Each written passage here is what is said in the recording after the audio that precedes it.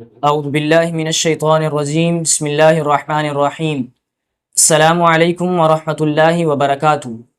آج میں آپ کے سامنے قربانی سے متعلق 3 اہم باتیں بیان کروں گا کہ جن کا جاننا اور سمجھنا بہت ضروری ہے۔ نمبر 1، قربانی کی تعریف، یعنی شرع میں قربانی کسے کہتے ہیں۔ نمبر 2، قربانی کی شرائط، یعنی کن کن شرائط کے پائے جانے کی بنا پر قربانی کرنا لازم ہوگا۔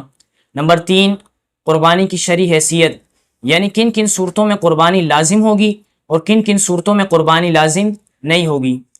تو آئیے سب سے پہلے قربانی کی تعریف جانتے ہیں۔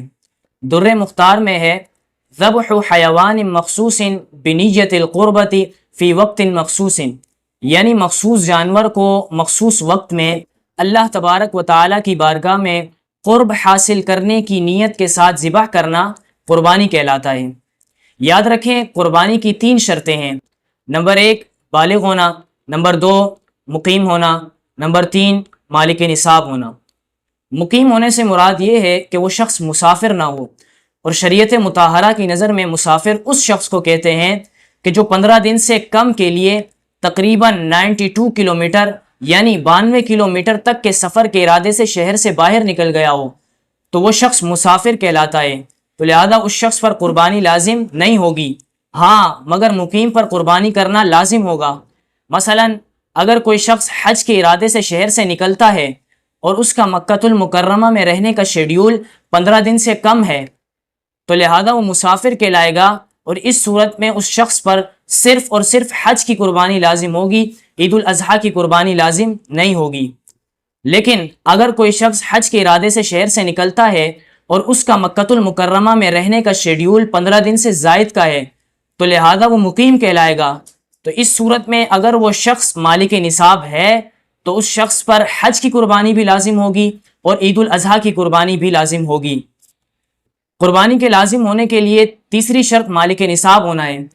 مالک نصاب ہونے سے مراد یہ ہے کہ اس شخص کے پاس 52.5 تولہ چاندی یا اتنی مالیت کی رقم یا اتنی مالیت کا تجارت کا مال یا اتنی مالیت کا سامان حاجت اصلیہ کے علاوہ ہو، یعنی ضرورت کے علاوہ ہو، اور اس پر حقوق اللہ اور حقوق العباد بھی نہ ہوں۔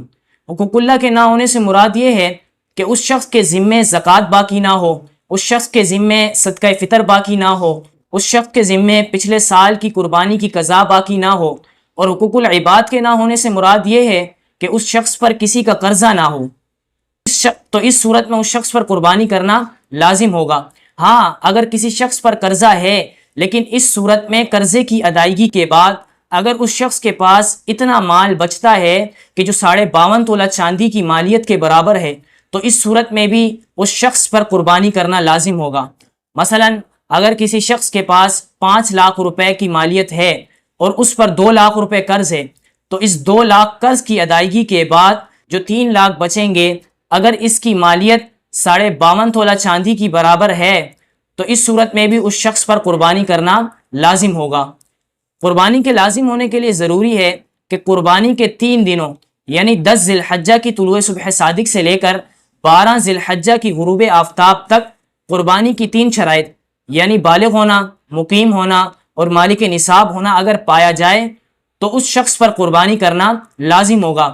اسی طرح اگر قربانی کے شرائط کے نہ پائے جانے کی بنا پر کسی شخص پر قربانی لازم نہیں تھی لیکن اس نے منت مان لی، قربانی کی منت مان لی، تو اس صورت میں بھی اس شخص پر قربانی کرنا لازم ہوگا۔ ان 2 صورتوں کے علاوہ قربانی کرنا لازم نہیں ہوگا۔ ہاں، اگر کسی نے ان 2 صورتوں کے علاوہ قربانی کی تو وہ قربانی نفل قربانی کہلائے گی، اور اس قربانی کرنے پر اس شخص کو ثواب بھی ملے گا۔ اللہ تبارک و تعالیٰ سے دعا ہے کہ اللہ تبارک و تعالیٰ ہمیں اس قربانی کے اہم فریضے کو شریعت مطہرہ کے مطابق ادا کرنے کی توفیق عطا فرمائے۔ آمین۔ وما علی الا البلاغ المبین۔